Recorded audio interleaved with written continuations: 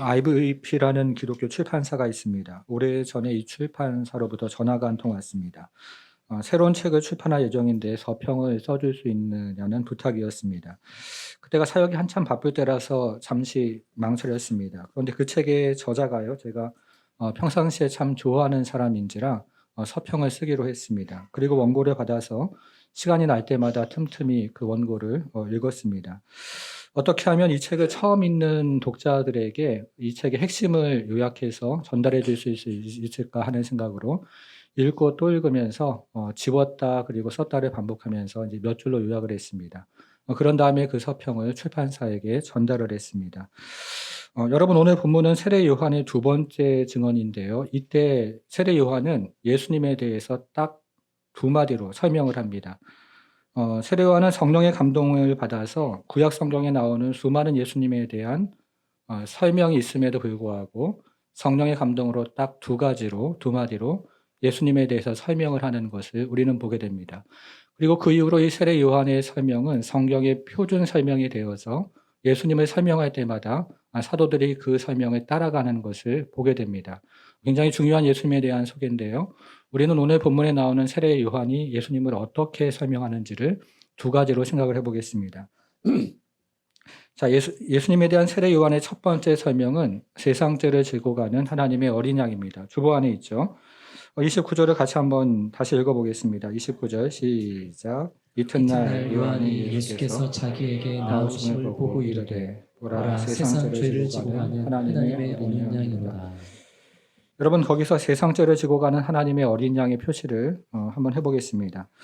교회를 오랜 동안 다니시는 분들은 세상 죄를 지고 가는 하나님의 어린 양이라는 표현이 그리 낯설지가 않습니다.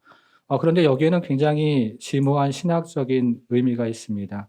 이 단어를 짧은 말이지만요, 헬라어 원문으로 읽어보면 여기에는 무려 5차례에 걸쳐서 정관사가 반복이 되는 것을 보게 됩니다. 단어 하나하나에 매우 특별한 신학적인 의미와 그리고 의도가 있다는 뜻입니다. 그래서 오늘은 이 세상 죄를 지고 가는 하나님의 어린 양이 먼저 무슨 의미인지를 구체적으로 잠깐 생각을 해보겠습니다. 뒤에서부터 한번 생각을 해볼 텐데요. 첫째는 이 하나님의 어린 양, 화면을 함께 보겠습니다. 하나님의 어린 양에서요, 이 하나님을 강조하는 것입니다. 세상 죄를 지고 가는 하나님의 어린 양이라고 할 때요, 세례 요한이 말하는 하나님은 어떤 하나님일까요? 우리는 세례 요한이 말하는 이 하나님을 창세기 22장에서 만날 수 있는데요. 이 창세기 22장은 하나님께서 아브라함을 시험하시는 그런 내용입니다. 하나님께서 아브라함에게 내가 지시한 땅으로 가서 아들 이삭을 번제물로 바치라고 말씀을 하십니다. 이 아브라함은 하나님이 지시한 화면을 바꿔주시면 좋을 것 같아요. 네. 이 아브라함은 하나님이 지시한 모리아 산으로 가서 이삭을 번제단 위에 눕히고 그런 다음에 칼을 높이 쳐들어서 이삭을 쳐서 죽이려고 합니다. 바로 이때 하나님의 사자가 나타나서 너가 하나님을 이제 경외하는 줄을 알았으니 이삭을 치지 말라고, 죽이지 말라고 명령을 합니다. 그리고 아브라함이 주위를 둘러보니까 나뭇가지에 걸린 순양을 보게 되었고 그 순양을 이삭을 대신해서 번제물로 바쳤습니다. 그리고 그곳의 이름을 여호와 이레라고 불렀습니다. 여러분, 여호와 이레가 무슨 뜻입니까? 여호와께서 준비하셨다, 예비하셨다, 이런 의미이죠. 만일에 이 사건의 초점이 아브라함의 순종에 있었다면 이 장소를 아브라함의 순종을 의미하는 아브라함 샴마라고 불렀을 것입니다. 그러나 이 사건의 초점이 여호와의 예비하심에 있었기 때문에 이 장소를 여호와의 예비하심을 의미하는 여호와 이레라고 불렀던 것입니다. 하나님께서 아브라함에게 모리아 산으로 가라 이렇게 말씀하실 때 이미 하나님께서는 번제물을, 대속물을 준비하셨다, 예비하셨다는 뜻입니다. 여러분, 그래서 하나님의 어린 양이라고 할 때요, 이 하나님이라는 수식어가 의미하는 것은 하나님께서 제공하셨다, 이런 의미를 가지고 있습니다. 인간은 자기를 위해서 어떤 대속물도 준비할 수 없고 자기의 구원을 위해서 스스로 어떤 일도 할 수 없다는 뜻입니다. 우리는 오직 하나님께서 제공하시는 어린 양 그리스도로 말미암아 구원을 받는다는 뜻이죠. 자, 이것이 첫 번째의 의미입니다. 자, 둘째는요, 하나님의 어린 양이라고 할 때요, 화면을 보시면 이번에는 어린 양을 강조하는 것입니다. 세상 죄를 지고 가는 하나님의 어린 양이라고 할 때 세례 요한이 말하는 어린 양은 어떤 어린 양을 의미하는 것일까요? 우리는 세례 요한이 말하는 어린 양을 출애굽기 12장을 통해서 만나게 되는데요. 이 출애굽기 12장은 이스라엘 백성들이 출애굽을 할 때 그 애굽을 탈출하는 그날 밤의 이야기가 기록이 되어 있습니다. 그날 밤에 여호와의 사자가 이집트 땅을 두루 돌아다니면서 사람의 장자와 그리고 모든 짐승들의 첫 번째 새끼를 죽이겠다고 선언을 하십니다. 그러나 집으로 들어가는 현관물에 어린 양의 피가 발라져 있는 그 집은 그냥 넘어가겠다고 약속을 하십니다. 그래서 그날 해질녘에 이스라엘 백성들은요, 가정마다 이 어린 양을 한 마리씩 잡아서 들어가는 현관문의 좌우와 위에 그 피를 발랐습니다. 그러자 하나님의 사자가 그 애굽을 두루 돌아다니면서 모든 장자를 칠 때에 어린 양의 피를 바른 이스라엘의 집은 치지 않고 그냥 넘어갑니다. 우리는 이것을 유월절이라고 하는데요. 이 유월절 어린 양의 피로 이스라엘 백성들이 구원을 받은 것입니다. 세례 요한이 성령의 감동으로 바로 예수가 유월절 어린 양이었다는 사실을 깨달은 것입니다. 그래서 세례 요한이 하나님의 어린 양이라고 할 때요, 이 어린 양은 유월절 어린 양을 의미하는 것입니다. 이것이 두 번째 어린 양이 의미하는 것이죠. 자, 세 번째는요, 다시 또 화면을 한번 보시면요, 세상 죄를 지고 가는 하나님의 어린 양이라고 할 때 세상 죄를 지고 가는, 여기에도 정관사가 있어서 세상 죄를 지고 가는 이 말에 또 강조가 있습니다. 여러분, 세상 죄를 지고 가는 하나님의 어린 양이라고 할 때요, 이 세례 요한이 말하는 세상 죄를 지고 가는 이 말의 의미가 또 어떤 의미일까요? 우리는 세례 요한이 말하는 세상 죄를 진다는 의미를 이번에는 레위기 16장에서 생각해 볼 수가 있는데요. 이 레위기 16장은 이스라엘의 대속죄일에 대한 내용으로 되어 있습니다. 이스라엘 민족에게는 이 거룩과 그리고 부정에 대한 여러 가지 규례가 있었습니다. 예를 들면요, 정상적인 것은 거룩한 것이고 정상에서 벗어나는 것은 부정한 것입니다. 여기는 한 가지 원리가 있는데요. 이 정상적인 것과 거룩한 것과 부정한 것이 서로 만나면 그것은 정상적인 것이 부정하게 됩니다. 부정이 전염되는 쪽으로 갑니다. 예를 들어서 나병 환자와 정상적인 사람이 만나면 이 정상적인 사람은 부정하게 되어서 며칠 동안 진 밖에 머물러야 합니다. 여러분, 그런데 이렇게 한 해가 지나면요, 이 부정함이 쌓이고 쌓이고 쌓입니다. 사람들에게도 부정함이 쌓이고 사람들이 예배하는 성소에도 부정함이 쌓입니다. 그래서 하나님은 1년에 하루 대속죄일을 정해서 이 사람들에게 쌓인 부정함과 성소에 쌓인 부정함을 정결케 해 주셨습니다. 이때 이스라엘 백성들은 2마리의 염소를 준비했죠. 한 마리의 염소는 잡아서 피를 흘려서 성소를 정결하게 했습니다. 다른 한 마리의 염소는 대제사장이 두 손으로 그 머리에 안수를 하는데요. 그러면서 이스라엘 백성들의 죄를 모두 고백하는데 이것은 이스라엘 백성들의 죄가 전가된다는 그런 의미를 가시적으로 보여주는 것입니다. 그런 다음에 이 염소를 아무도 살지 않는 광야로 보내는데요. 이것은 이 염소가 이스라엘 백성들의 모든 죄를 지고 그리고 광야로 떠나가서 다시 돌아올 수 없다는 것을 또 가시적으로 보여줍니다. 근데 세례 요한이 성령의 감동으로 보니까요, 이 예수님이 바로 그 세상 죄를 지고 가는 하나님의 어린 양이었던 것입니다.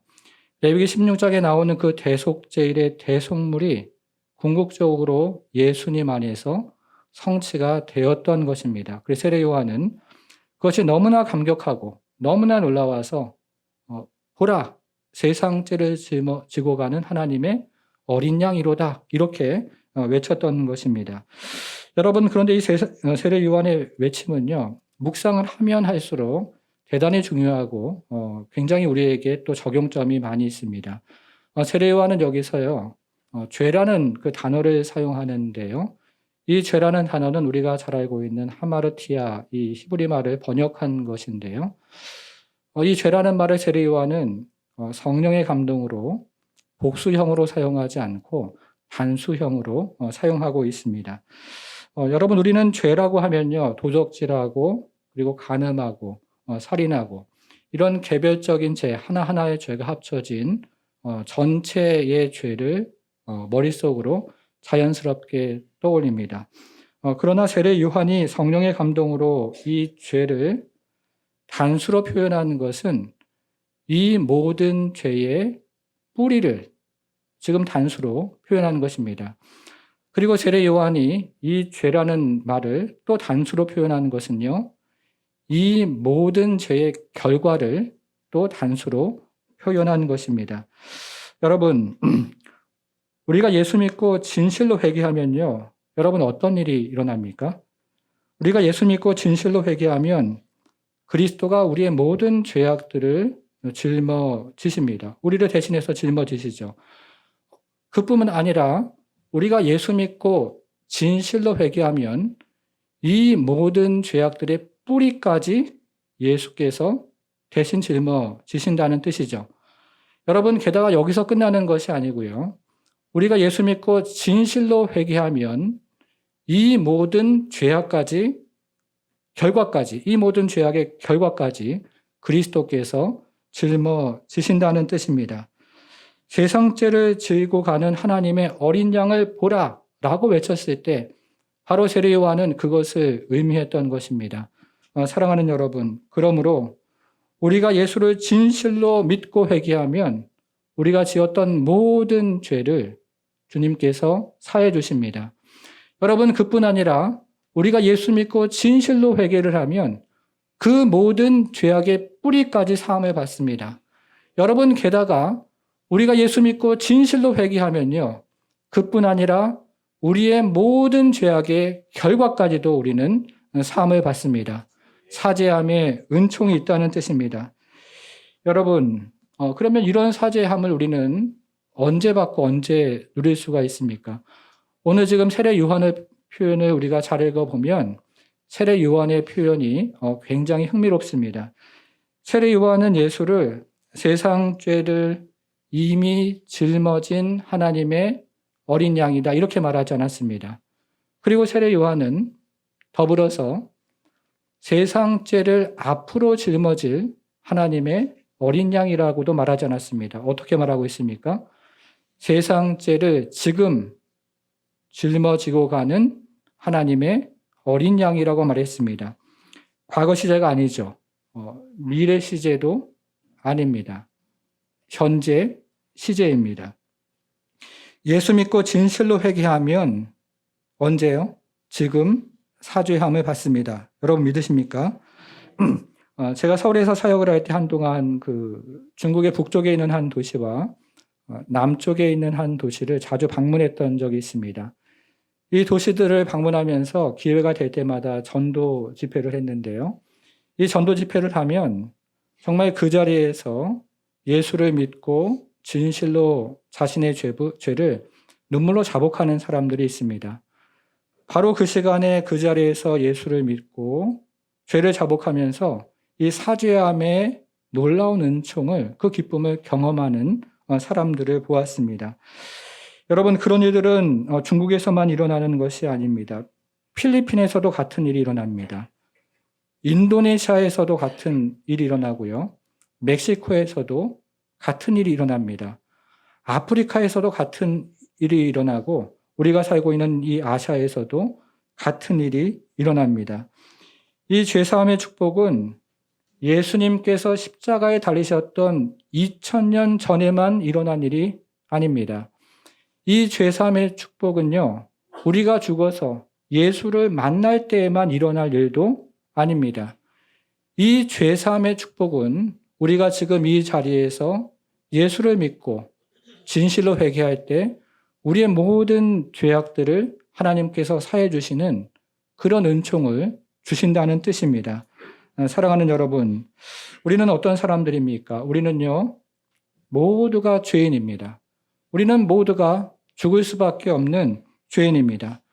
이 자리에 앉아있는 장년들도 죄인이고요. 지금 다른 곳에서 예배를 드리고 있는 우리의 자녀들도 죄인입니다. 남자들도 죄인이고 여자분들도 죄인입니다. 부자들도 죄인이고요. 가난한 사람들도 죄인입니다. 많이 배운 사람들도 죄인이고 적게 배운 사람들도 죄인입니다. 엄마 뱃속에서 태어난 모든 사람들은 죄인입니다. 여러분, 그러나 우리가 예수를 믿고 진실로 회개하면 우리의 모든 죄가 사함을 받습니다. 우리가 예수를 믿고 진실로 회개를 하면 우리의 모든 죄의 뿌리까지 사함을 받습니다. 여러분, 게다가 우리가 예수를 믿고 진실로 자복하면 우리 모든 죄악의 결과까지 사함을 받습니다. 이 은혜를 지금 이 시간에 우리가 함께 누리는 그런 성도가 되기를 주님의 이름으로 축복합니다.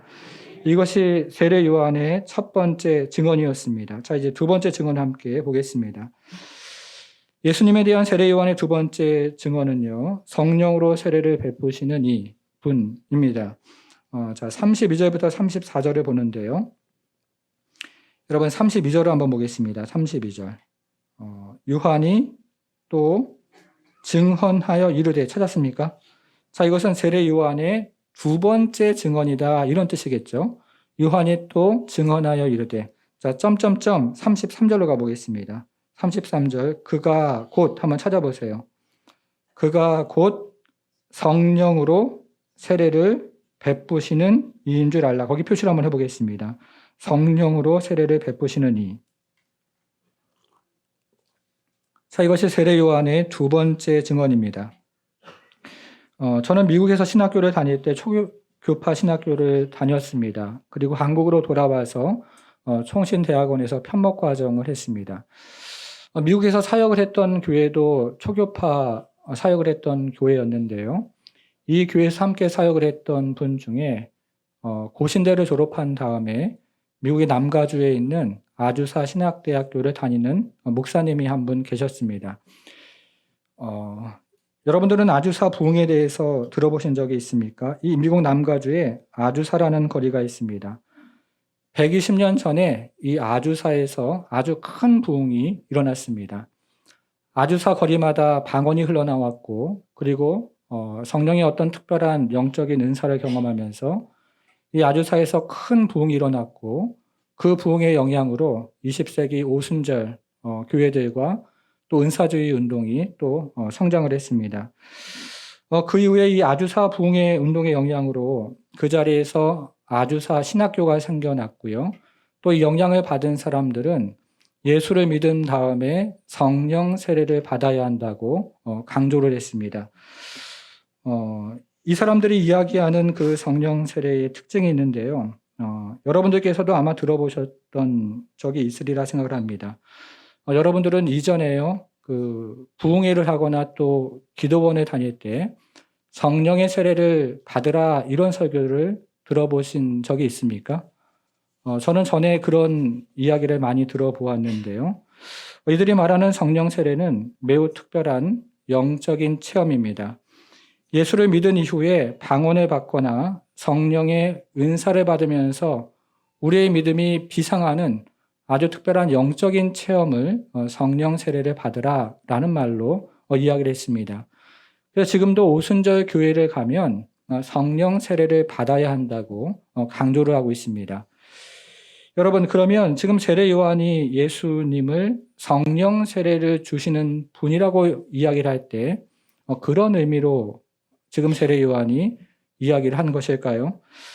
신약에는 성령 세례라는 말이 모두 7번이 나옵니다. 사복음서에 각각 한 번씩 4번이 나오고요. 사도행전에 2번이 나오고 고린도 전서에 또 한 번 해서 모두 7차례 성령 세례에 대한 단어가 나옵니다. 그런데 여기서 오순절주의자들과 개혁주의자들 사이에 논란이 되는 말씀이 사도행전 2장에 나오는 오순절 성령 강림, 성령 세례입니다. 오순절주의자들은 성령 세례를 예수 믿은 후에 경험하는 특별한 영적인 체험이라고 주장을 하고, 반면에 개혁주의자들은 성령 세례를 예수를 믿음과 동시에 받는 하나님의 선물이라고 주장을 합니다. 여러분들은 어떻게 생각을 하십니까? 성령 세례는 예수를 믿은 후에 받는 것입니까? 아니면 예수를 믿음과 동시에 받는 하나님의 선물입니까? 먼저 우리는 이 질문에 대해서 답을 하기 전에요. 사도행전을 가지고 조금 생각을 해보겠습니다. 작년에 저희가 사도행전을 보면서 여러분들이 잘 정리를 하셨는데요. 화면으로 사도행전 1장 4절과 5절을 같이 좀 읽어보겠습니다. 굉장히 중요한 말씀이죠. 같이 읽습니다. 시작. 사도와 함께 모이사 그들에게 분부하여 이르시되 예루살렘을 떠나지 말고 내게서 들은 바 아버지께서 약속하신 것을 기다리라. 요한은 물로 세례를 베풀었으나 너희는 몇 날에 못되어 성령으로 세례를 받으리라 하셨습니다. 자, 4절. 부활하신 예수님께서 제자들에게 예루살렘을 떠나지 말고 아버지께서 분부한 성령을 받기까지 이곳에 머물라, 이렇게 말씀을 하십니다.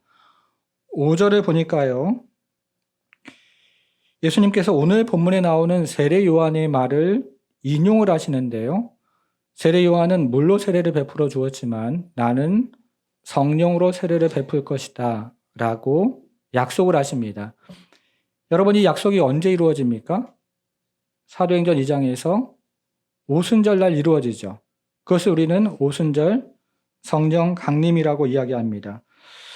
그래서 주님의 제자들을 비롯한 120명의 헌신된 성도들은 이날 성령의 세례를 받습니다. 이어서 사도 베드로가 일어나 설교를 하자 그날 처음 복음을 들었던 3,000명의 성도들이 다시 성령 세례를 받았습니다. 여러분, 그런데 이 두 그룹 사이에는 굉장히 큰 차이가 있습니다. 120명은 이전에 예수를 믿었고 예수를 믿은 이후에 성령의 세례를 받은 것이고요. 그날 처음 예수를 믿은 3,000명은 그날 처음 예수를 믿음과 동시에 성령의 세례를 받은 것입니다. 자, 여러분, 그러면 이 두 그룹 중에서요, 어느 그룹이 성경이 이야기하는 표준입니까? 120명처럼 예수를 먼저 믿은 이후에 특별한 영적인 체험으로 성령 세례를 받는 것입니까? 아니면 예수를 처음 3,000명처럼 예수를 처음 믿었을 때 예수를 믿음과 동시에 성령 세례를 받는 것입니까? 어떤 것이 표준입니까? 결론부터 말씀을 드리면 3,000명처럼 예수를 믿음과 동시에 받는 것이 성령 세례입니다. 맞습니까? 제자들을 비롯한 120명처럼 예수 믿은 이후에 성령 세례를 받는 것은요, 당시 특수한 역사적인 상황에서 비롯된 것입니다. 이들은 오순절 이전에 성령 세례를 받을 수 없는 특수한 역사적인 상황에 있었기 때문에 예수를 먼저 믿은 이후에 성령 세례를 받은 예외적인 경우였습니다. 그러니까 이 사람들은요, 신약과 구약을 걸쳐서 살았던 예외적인 경우였던 것입니다. 그러니까 120명의 그 체험이 표준이 아니고 3,000명의 체험이 표준이 되는 것이죠. 여러분 이해하셨습니까? 네. 여러분, 오순절 사건은요, 우리가 많이들 이야기하는데요, 여기에는 크게 두 가지 의미가 있습니다. 첫 번째 의미는요, 이 오순절 사건은 구속사적인 사건이라는 그런 의미에서 반복되지 않습니다. 여러분 맞습니까? 우리 사도행전 2장을 보면 오순절 사건이 나오는데요. 성경에서 그 이후를 계속 읽어보면 오순절 사건이 반복이 되었다는 기록이 나오지 않습니다. 오순절과 같은 부흥의 사건은 있지만 오순절과 같은 구속사적인 사건은 나오지가 않습니다. 여러분, 이것을 이해하는 것이 왜 중요할까요? 예수님의 성육신과 죽음과 부활과 승천은 반복되지 않은 구속사적인 사건입니다. 마찬가지로 예수님께서 주시는 성령의 세례, 오순절날 주시는 그 성령의 세례도 반복되지 않는 구속사적인 사건입니다. 예수님의 성육신과 죽음과 부활과 승천이 반복되지 않은 구속사적인 사건인 것처럼 예수님께서 오순절날 베풀어 주신 그 성령 세례도 반복되지 않는 구속사적인 사건입니다. 자, 이렇게 생각을 하면요. 이 구속사적인 사건, 예수님의 구속사적인 사건의 시작은 성육신인데요. 이 구속사적인 사건이 어디까지냐면 오순절 성령 강림까지라고 저희는 이해를 하는 것입니다. 여러분, 그런데 두 번째 참 중요한 것이 있는데요. 그러나 이 오순절의 축복은 예수를 믿는 모든 사람들이 누리는 것입니다. 그래서 오순절 이후에 예수 믿는 모든 사람들은 예수를 믿음과 동시에 성령의 세례를 받습니다. 특별히 헌신된 사람들만 성령 세례 받는 것 아닙니다. 어떤 영적인 체험을 특별히 해야 성령 세례를 받는 것도 아닙니다. 그 이후에 예외 없이 예수를 믿는 모든 사람들은 예수를 믿음과 동시에 성령 세례를 받았습니다.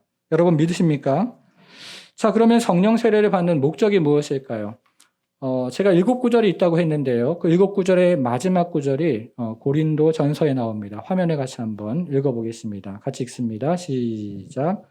우리가 유대인이나 헬라인이나 종이나 자유인이나 다 한 성령으로 세례를 받아 한 몸이 되었고 또 다 한 성령을 마시게 하셨느니라.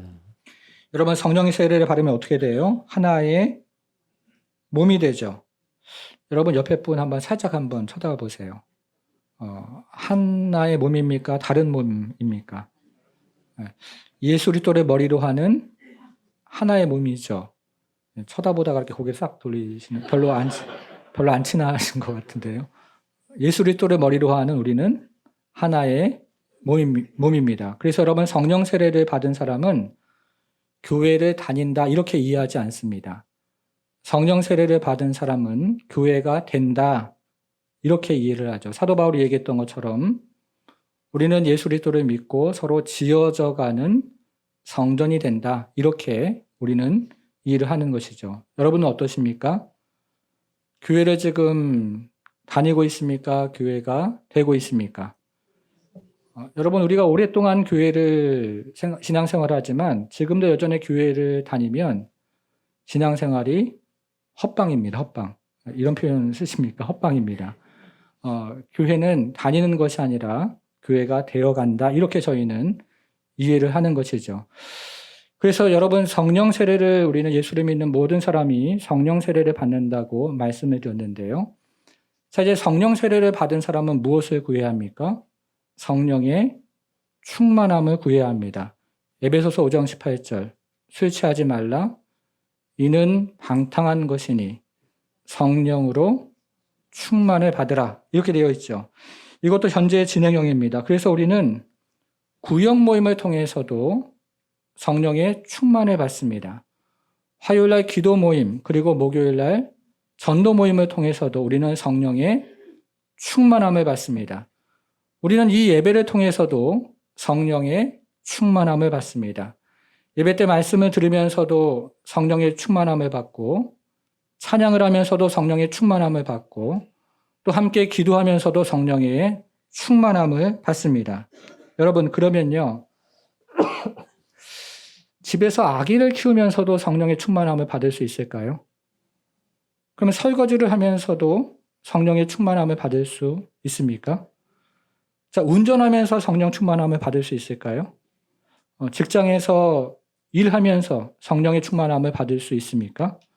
성령 충만함 받을 수 있습니다. 심지어는요, 시험을 당할 때에도 우리는 성령의 충만함을 받아서 시험을 이길 수가 있습니다.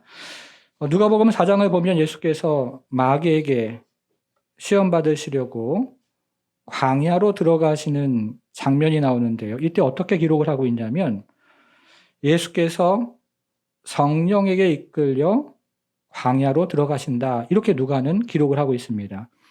시험을 받을 때에도 성령 충만함으로 우리는 그 시험을 이길 수가 있는 것이죠.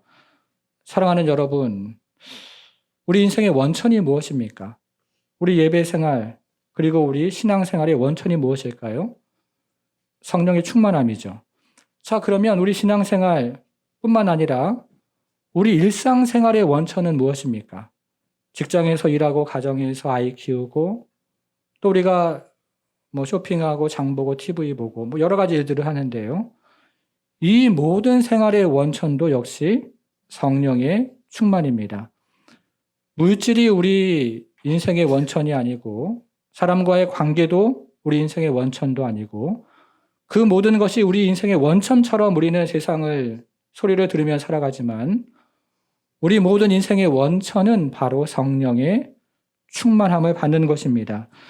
여러분, 우리는 어떻게 성령의 충만함을 받을 수가 있습니까? 첫째로 자신의 죄를 회개하는 것이죠. 두 번째는 성령의 충만함을 구하는 것입니다. 어렵지 않습니다. 자신의 죄를 회개하고 성령의 충만함을 구하면 우리는 예수님의 말씀을 근거로 해서 성령의 충만함을 받을 수가 있는 것입니다. 이 시간에도 우리가 함께 또 예배하고 기도하며 또 하나님 앞에 나아가서 성령의 충만함을 구할 때에 성령의 충만함을 누리는 그런 모든 성도가 되기를 주님의 이름으로 축복합니다. 여러분, 이제 적용하면서 정리를 마쳐보겠습니다. 자, 오늘 본문이 이야기하는 세례 요한의 증언은 두 가지입니다. 예수님에 대해서 두 가지 증언을 하는데요. 첫 번째 증언은 예수님은 세상 죄를 지고 가는 하나님의 어린 양이다. 자, 이것은 죄 사함의 축복을 이야기하는 것입니다. 자, 두 번째 증언은요. 예수님은 성령으로 세례를 베푸시는 이이다. 이것은 성령 세례와 충만의 축복을 이야기하는 것입니다. 여러분, 이 두 가지는요, 모든 그리스도인이 예외 없이 누리는 축복입니다. 지금 막 예수를 믿는 사람이나 오래전부터 예수 믿는 사람이나 예수 믿는 모든 사람들은 이 두 가지 축복을 누립니다. 아시아에서 예수를 믿는 사람들이나 아프리카에서 예수를 믿는 사람들이나 예수 믿는 모든 사람들이 누리는 축복입니다. 여러분, 예수 믿는 사람은요, 예수님의 죽으심과 부활의 근거에서 죄사함의 축복을 받습니다. 그리고 예수 믿는 사람은요, 예수님께서 오순절 성령 강림 때 성령 세례를 베푸신 것을 근거로 예수 믿는 모든 사람들은 성령의 세례의 축복을 누리는 것입니다. 여러분, 그래서 세례 요한이 말하는 예수님의 이 사역은요, 이중적입니다. 화면에 같이 한번 읽어볼게요. 화면 같이 읽어봅니다. 하나는 시작. 하나는 옮겨버리는 사역이고 다른 하나는 가져다주는 사역이다. 하나는 예수께서 죄를 지고 가는 사역이고 다른 하나는 성령 세례를 베푸는 사역이다. 하나는 옮겨버리는 사역이고요. 다른 하나는 가져다주는 사역이죠. 옮겨버리는 사역은 예수께서 죄를 지고 가는 사역이고 가져다주는 사역은 예수께서 성령 세례를 우리에게 베풀어 주시는 사역입니다. 이 두 가지 사역이 예수님의 가장 중요한 사역입니다. 그리고 이 두 가지 사역이 바로 우리가 기억해야 하는 예수님인 것이죠. 여러분, 그래서 베드로는 어떻게 기도했습니까? 사도들이 어떻게 이야기했습니까? 자, 화면으로 사도행전 2장 38절. 베드로가 이르되 너희가 회개하여 각각 예수 그리스도의 이름으로 세례를 받고 죄 사함을 받으라. 그리하면 성령의 선물, 성령의 세례를 받으리니. 어떤 신비적인 체험을 해야 죄 사함을 받는 것이 아닙니다. 어떤 특별한 영적인 체험을 해야 죄 사함을 받는 것도 아닙니다. 어떤 특별한 헌신을 해야 죄사함을 받고 성령 세례를 받는 것이 아니라 예수 믿는 모든 사람들은 죄사함의 축복을 받고 성령의 세례를 받는 줄 믿으시기를 바랍니다. 사랑하는 여러분, 이 은혜가 다시 한번 우리 모두에게 불일듯 일어나기를 바랍니다. 이 은총이 다시 한번 이곳에 있는 우리 모두에게 살아 역사하는 은혜가 되기를 바랍니다. 이 은총이 살아 역사해서 우리 마음이 다시 한번 새롭게 되고 우리 인생에 다시 한번 주님 앞에 비상하는 그런 은혜가 있기를 바랍니다. 이 은총이 다시 한번 불일듯 일어나서 우리 가정 안에 있는 자녀들 또 우리 교회가 다시 한번 새로워져서 성령의 충만함을 가지고 인생을 살아가는 모든 성도가 되기를 주님의 이름으로 축원합니다. 하나님 아버지, 우리는 모두가 죄인입니다. 이 세상을 살아가면서 참으로 남들이 모르는 수많은 죄악을 하나님 짓고 살아왔던 내가 죄인이요 그리고 우리 모두가 주님 앞에 죄인입니다. 그러나 주님, 예수 그리스도가 우리의 모든 죄악을 짊어지시고 우리의 죄의 뿌리까지 짊어지시며 우리 모든 죄악의 결과까지 짊어지셔서 십자가에 하나님 영원한 대속으로 우리를 하나님 아버지 구원하여 주셨사오매 우리가 하나님 고백하고 토설하고 주 앞에 하나님이 죄악들을 하나님 다 내어놓을 때에 우리를 하나님 눈동자보다 더 정결하게 우리 하나님 참으로 다시 한번 그와 같은 은혜를 이 시간 허락하여 주옵소서. 하나님, 그래서 우리의 속사람이 새로워지는 하나님, 그리고 우리의 겉사람이 또 새로워지는 은혜를 하나님 아버지 허락하여 주셔서 우리가 눈보다 더 정결하게 되고 성령의 충만함으로 우리가 더 휘어지는 그런 하나님 아버지 놀라운 백성으로 이 시간 거듭날 수 있도록 성령께서 함께하여 주옵소서. 하나님 아버지, 우리는 이 세상을 우리의 힘으로 살아갈 수가 없습니다. 하나님 아버지, 우리가 이 세상을 우리 힘으로 살아갈 때 넘어지고 절망하고 낙심하고 낙담하는 마음 우리 가운데 있는 줄 우리 하나님이 아십니다. 하나님 아버지, 시간에 다시 한번 우리가 성령의 충만함을 구하며 하나님 아버지 성령의 능력으로 세상을 살아가기를 원합니다. 하나님 아버지, 이곳에 있는 우리 사랑하는 성도들의 눈물과 그리고 우리 사랑하는 성도들의 하나님 아버지의 통함과 우리 사랑하는 성도들의 하나님 아버지의 절망과 그리고 낙심을 하시는 하나님께서 이 시간 성령을 구하는 자에게 성령의 충만함을 허락하여 주셔서 성령의 충만함으로 세상을 이겨나갈 수 있도록 우리 하나님 함께하여 주옵소서. 우리가 하나님 교회에서 직분을 감당할 때 우리의 힘과 능력으로 감당하지 않도록 주님 도와주시고 성령의 충만함으로 하나님 아버지 감당하며 그래서 하늘의 은혜와 능력으로 우리가 하나님 살아갈 수 있도록 교회를 세워갈 수 있도록 우리 하나님 함께하여 주옵소서. 하나님, 지난 한 주간 또 인생을 살아오면서 또 지난 한 달간 인생을 살아오면서 인생의 시험과 거친 풍파 가운데 하나님 넘어지는 성도는 없습니까? 하나님 아버지, 예수께서 광야로 들어가실 때 성령에 이끌려 들어가셨던 것처럼 우리가 다시 한번 성령의 충만함으로 우리 앞에 있는 시험과 위기와 모든 절망과 낙심을 이겨내기를 원하오니 이 시간에 이곳에 앉아있는 모든 성도들에게 하늘의 성령의 세례를 하나님 성령의 충만함을 베풀어 주셔서 하나님 아버지 성령의 충만함으로 한 주간 승리하며 살아가는 우리 모든 성도들 될 수 있도록 우리 하나님 함께하여 주옵소서. 이제는 우리 주 예수 그리스도의 은혜와 하나님의 크신 사랑과 성령의 감화 감동 충만케 하심이 날마다 제사함의 기쁨과 성령의 충만함으로 살아가길 소원하는 모든 성도들 머리 위에 이제부터 영원토록 함께 하실지어다. 아멘.